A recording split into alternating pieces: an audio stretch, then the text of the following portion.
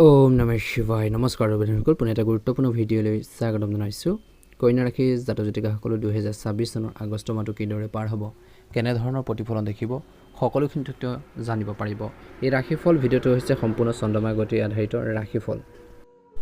কন্যা ৰাশি জাতক জাতিকাসকলৰ আগষ্ট মাহ 2026 মাহেকীয়া ৰাশিফল অনুসৰি এই মাহৰ জাতক জাতিকাসকলৰ বাবে আগষ্ট মাহটো ৰাশিফল বিশেষকৈ অত্যন্ত গুৰুত্বপূৰ্ণ হ'বলৈ গৈছে। এই মাহত বুধ গ্ৰহৰ অৱস্থান আৰু পৃথিৱীৰ তত্ত্বৰ শক্তি আপোনালোকৰ জীৱনৰ প্ৰতিটো ক্ষেত্ৰক প্ৰভাৱিত কৰিব। সূৰ্য সিংহ ৰাশিত শাওণ মাহ ৰাশি বন্ধন এই গ্ৰহৰ যি অৱস্থা ৰাশি লোকসকলৰ বাবে বিশেষ গুৰুত্ব ৰাখিছে। শাওণ মাহত শিৱৰ উপাসনা, সোমবাৰৰ ব্ৰত আৰু সাত্বিক আহাৰে বিশেষ পুণ্য প্ৰদান কৰিব। এই মাহত মাংস মদ্য পৰিত্যাগ কৰক বুলি কৈছে। আগষ্ট মাহত কন্যা ৰাশি জাতক জাতিকাসকলে নিজৰ ইষ্টদেৱ আৰু ৰাশি অধিপতি বিশেষকৈ ৰাশি অধিপতি বুধৰ নিয়মিত পূজা অৰ্চনা কৰিব লাগে বুলি কৈছে। শুভ আপোনালোকৰ দিন হ'ব সোমবাৰ শনিবাৰ। এই দিনটোত গুৰুত্বপূৰ্ণ সিদ্ধান্ত লোৱাটো ফলদায়ক হ'ব।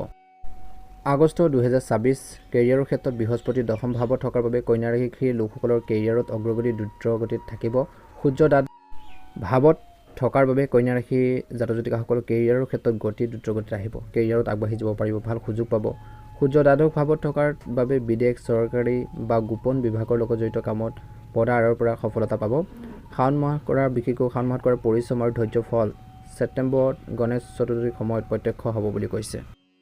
প্ৰেম আৰু বিবাহৰ ক্ষেত্ৰত বিশেষকৈ জীৱনসংগীৰ লগত আধ্যাত্মিক একতা আৰু প্ৰেম বহাগ বুলি কৈছে। শাওণ মাহ সোমবাৰে ব্ৰত ৰাখিলে বিবাহিত জীৱন বা বৈবাহিক জীৱনৰ সুযোগ শক্তিশালী কৰিব। বিশেষকৈ ধন সম্পত্তিৰ ক্ষেত্ৰত বৃহস্পতিৰ দশম ভাৱৰ পৰা আয় আৰু বৃদ্ধি আপোনালোকৰ চলি থাকিব বুলি কৈছে। আগষ্ট মাহত ব্যৱসায়িক খৰচৰ বাজেট বনাওক।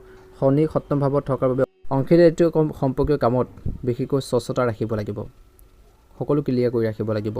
দীৰ্ঘকালীন বিনিয়োগ আৰু সঞ্চয়ক এই মাহটোত আপোনালোকক অগ্ৰাধিকাৰ দিয়ক বুলি কৈছে। আগষ্ট 2026 কন্যা ৰাশিৰ লোকসকলৰ বাবে কিছু উপায়: বুধদেৱক পূজা কৰক বুলি কৈছে। বুধবাৰে ভগৱান বিষ্ণু পূজা কৰক আৰু তুলসী বিশেষকৈ অৰ্পণ কৰক বুলি কৈছে। সেউজীয়া ৰঙৰ কাপোৰ পিন্ধক আৰু পান্না ৰত্ন ধাৰণ কৰক বুলি কৈছে।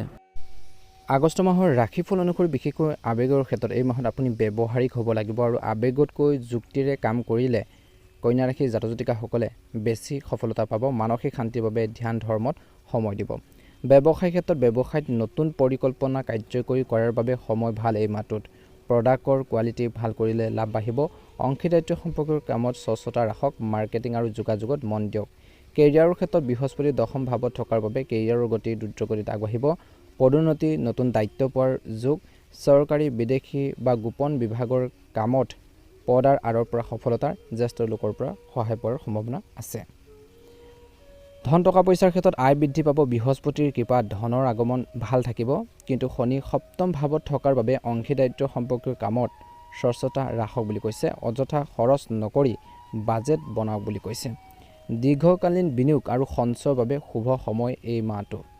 শিক্ষাৰ ক্ষেত্ৰত, এডুকেশ্যনৰ ক্ষেত্ৰত ছাত্ৰ ছাত্ৰীসকলৰ বাবে অলপ প্ৰত্যাহ্বান থাকিব, অলপ কষ্ট হ'ব বুলি কৈছে এই আগষ্ট মাহটো, গতিকে ধ্যান ৰাখিব।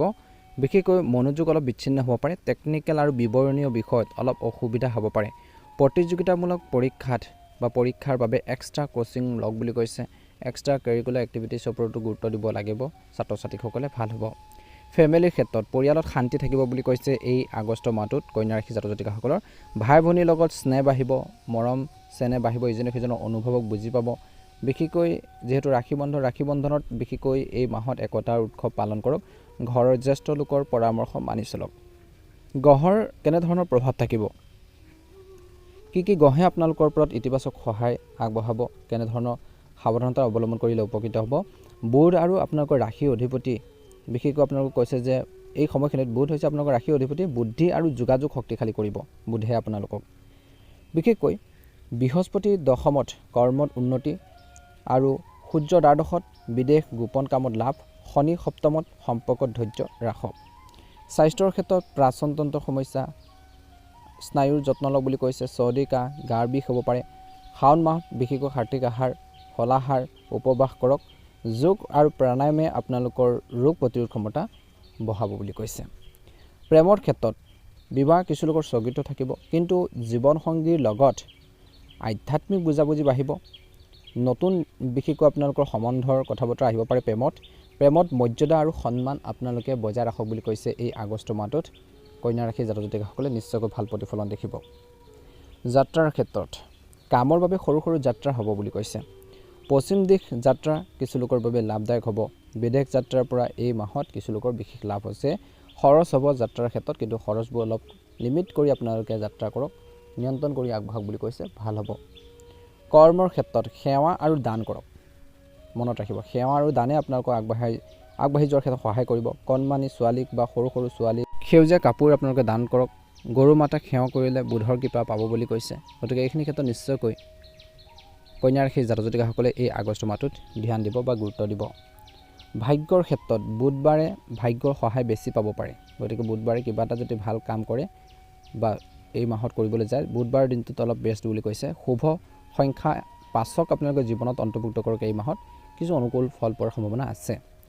বৈবাহিক জীৱনত এই মাহত বিবাহৰ বাবে অনুকূল নহয়। বিবাহৰ ক্ষেত্ৰত কৈছে যে বৈবাহিক জীৱন নহয়, বিবাহৰ ক্ষেত্ৰত এই মাহত বিবাহৰ বাবে অনুকূল সময় নহয়, কিন্তু আপোনালোকৰ সম্বন্ধৰ কথা বতৰা আৰম্ভ কৰিব পাৰে। জীৱনসংগীৰ লগত আধ্যাত্মিক সংযোগ শক্তিশালী হ'ব। নতুন সুযোগ নিউ অপৰচুনিটি 10ৰ পৰা 20 আগষ্টলৈকে নতুন কাম আৰম্ভ কৰাৰ বাবে শুভ সময় বুলি কৈছে। অশুভ সময় 8ৰ পৰা 11 তাৰিখৰ সময়খিনিত, আগষ্টৰ সময়খিনিত, আৰু 26ৰ পৰা 28 আগষ্টৰ সময়খিনিত ডাঙৰ সিদ্ধান্ত তৎক্ষণাত নল'ব বুলি কৈছে। গতিকে মনত ৰাখিব। পূজাৰ ক্ষেত্ৰত শাওণ মাহ যিহেতু সোমবাৰে শিৱৰ জলাভিষেক কৰক, বুধবাৰে বিষ্ণু পূজা আৰু তুলসী অৰ্পণ কৰক বুলি কৈছে, ভাল হ'ব। বন্ধু আৰু সহকৰ্মীৰ লগত সম্পৰ্ক ভাল কৰি ৰাখক। ভুল বুজাবুজি হ'লে সেইখিনি ঠিক কৰক বুলি কৈছে। সেউজীয়া ৰং হৈছে আপোনালোকৰ বাবে লাকি ৰং, সেউজীয়া ৰং, বগা ৰং। শুভ সংখ্যা হ'ব 5, 9 আৰু 14। উপায় হৈছে বুধবাৰে বিষ্ণু আপোনালোকে সহস্ৰনাম পাঠ কৰক, পান্না ৰত্ন ধাৰণ কৰক, সেউজীয়া কাপোৰ পিন্ধক বুলি কৈছে। এই মাহত গৰুক সেউজীয়া ঘাঁহ খুৱাওক বুলি কৈছে। শত্ৰু সক্ৰিয় হ'ব পাৰে, তেওঁলোকক আওকাণ নকৰি সাৱধান হৈ চলিব লাগিব। সতৰ্কতা, ৱাৰ্ণিং। গতিকে মনত ৰাখিব, আইনী কাগজ পত্ৰ ভালকৈ পঢ়ক, ৰিক্সি বিনিয়োগ নকৰিব, স্বাস্থ্যত সৰু সমস্যাক আওকাণ নকৰিব। যদি হেল্থৰ কিবা এটা সমস্যা হৈছে চিকিৎসকৰ পৰামৰ্শ লওক, নিশ্চয়কৈ ভাল প্ৰতিফলন দেখিব। অতিৰিক্ত কৈছে যে এই মাহত সংগঠন আৰু নিয়মানুৱৰ্তিতা আপোনালোকৰ আটাইতকৈ বিশেষকৈ ডাঙৰ শক্তি হ'ব। 2026 চনৰ আগষ্ট মাহটো আপোনালোকৰ বাবে কৰ্মৰ, সেৱাৰ আৰু আত্মশুদ্ধিৰ মাহ বুলি কৈছে। সামগ্ৰিকভাৱে আগষ্ট মাহটো কন্যা ৰাশিৰ লোকসকলৰ বাবে বহুত বেছি শুভ হ'বলৈ কৈছে। কৰ্ম আৰু স্বাস্থ্যত মন দিলে ভাল ফল পাব। আগষ্ট মাহ 2026 তিনিটা মূল কথা মনত ৰাখিব। কেৰিয়াৰৰ ক্ষেত্ৰত পৰিশ্ৰমৰ ভাল ফল পাব, জ্যেষ্ঠ লোকৰ আশীৰ্বাদ পাব।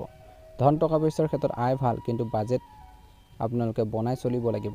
স্বাস্থ্যৰ ক্ষেত্ৰত পাচনতন্ত্ৰৰ সমস্যা, মানসিক শান্তিৰ যত্ন লওক। শুভ দিনকেইটা হৈছে আগষ্ট মাহৰ 3 তাৰিখ, 7 তাৰিখ, 12 তাৰিখ, 18, 24 আৰু 29 আগষ্ট। শুভ সময় হৈছে আপোনালোকৰ বাবে 10টাৰ পৰা 12টা বজাৰ সময়খিনি পোৱা। ইষ্টদেৱ হৈছে ভগৱান বিষ্ণু আৰু মা সৰস্বতী। এই মাহত কেৰিয়াৰ, প্ৰেম, আপোনালোকৰ ধনৰ বিষয় বিস্তৃতভাৱে আপোনালোকে জানি লওক। এই মাহটো কন্যা ৰাশিৰ লোকসকলৰ বাবে কৰ্মৰ ক্ষেত্ৰত গ্ৰোথ মন্থ, আগবাঢ়ি যোৱা মাহ বুলি কৈছে। গতিকে শুভ আপোনালোকৰ দিশ হৈছে বৃহস্পতি 10ম ভাৱত, পদোন্নতি, মান সন্মান, নতুন দায়িত্ব পোৱাৰ যোগ আছে। চৰকাৰী কাম, বিদেশী কোম্পানী, গৱেষণা, শিক্ষা, আইন বিভাগৰ কামত জড়িত লোকৰ বাবে ভাল সময় এই মাহটোত। পিতৃ বা জ্যেষ্ঠ লোকৰ পৰা সহায় পাব, তেওঁলোকৰ যোগাযোগৰ জৰিয়তে নতুন সুযোগ আহিব কিছু লোকৰ। 10ৰ পৰা 25 আগষ্টলৈ নতুন প্ৰজেক্ট আৰম্ভ কৰাৰ বাবে, নতুন কাম আৰম্ভ কৰাৰ বাবে উত্তম সময়।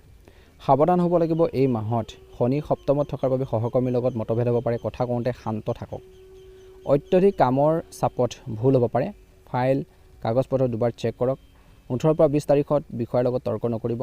বুধবাৰে অফিচত সেউজীয়া কলম বা ফাইল ব্যৱহাৰ কৰক, সফলতা আহিব। প্ৰেম আৰু বিবাহৰ ক্ষেত্ৰত এই মাহটো সম্পৰ্কৰ বাবে ধৈৰ্য আৰু আধ্যাত্মিকতাৰ মাহ।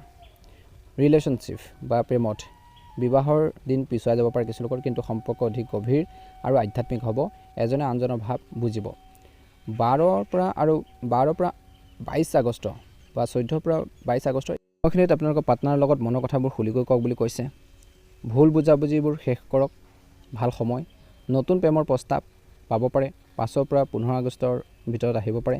বৈবাহিক জীৱনত জীৱনসংগীৰ স্বাস্থ্যৰ যত্ন লওক। একেলগে শিৱ মন্দিৰত যাওক বুলি কৈছে এই মাহত, বা সোমবাৰে আপোনালোকে ব্ৰত পালন কৰক, দাম্পত্য জীৱন সুখ বঢ়াব।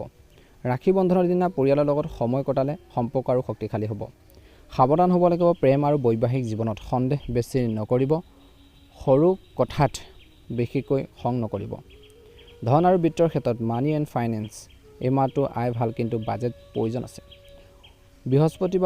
বৃহস্পতিৰ কাৰণে বিশেষকৈ আয়ৰ নতুন উৎসৱ খুলিব এই মাহত। পুৰণা ধাৰ বা পে'মেণ্ট ঘূৰাই পোৱাৰ সম্ভাৱনা আছে। চৰকাৰী কাম, বোনাছ, ইনচেণ্টিভ পোৱাৰ যোগ এই মাহত। দীৰ্ঘকালীন বিনিয়োগে সুযোগ দিব। FD, SRPৰ জৰিয়তে কিছু লোকৰ সময় ভাল হ'ব পাৰে। সাৱধান হ'ব লাগিব এই মাহত। শনি সপ্তমত থকাৰ বাবে অংশীদাৰিত্ব সম্পৰ্ক ব্যৱসায়ত লিখিত চুক্তি অবিহনে কাম নকৰিব। 9 পৰা 11 আৰু 25 পৰা 27 আগষ্টৰ সময়খিনিত ডাঙৰ খৰচ নকৰিব। অনলাইন বিশেষকৈ ফ্ৰডৰ পৰা আপোনালোকে সাৱধান হ'ব লাগিব। গতিকে এইখিনি ক্ষেত্ৰত নিশ্চয়কৈ গুৰুত্ব দিব লাগিব। প্ৰতি বুধবাৰে কণমানি ছোৱালীক সেউজীয়া বস্তু দান কৰক। প্ৰথমতে কৈছোঁ যি ধৰণৰ অৰ্থনৈতিক বাধা আছে সেইবোৰ দূৰ হ'ব বুলি কৈছে। আপোনালোকৰ সকলোৰে 2026 চনৰ আগষ্ট মাহটো ভালদৰে পাৰ হওক, মনৰ ইচ্ছাবোৰ পূৰণ হওক। ভাল লাগিলে লাইক এটা কৰিবলৈ নাপাহৰিব। যিসকলে আমাৰ চেনেলটো এতিয়ালৈকে ছাবস্ক্ৰাইব কৰা নাই, ছাবস্ক্ৰাইব কৰি দিব, লগতে বেল আইকনটো দবাই দি আমাৰ মনোবল বঢ়োৱাত সহায় কৰিব। আপোনালোকৰ সকলোৰে সুস্বাস্থ্য কামনা কৰিছোঁ। আপোনালোকৰ সকলোৰে 2026 চনৰ আগষ্ট মাহটো ভালদৰে পাৰ হওক, মনৰ ইচ্ছাবোৰ পূৰণ হওক। হৰ হৰ মহাদেৱ। ওম নমঃ শিৱায়, ওম নমঃ শিৱায়, ওম নমঃ শিৱায়, ওম নমঃ শিৱায়।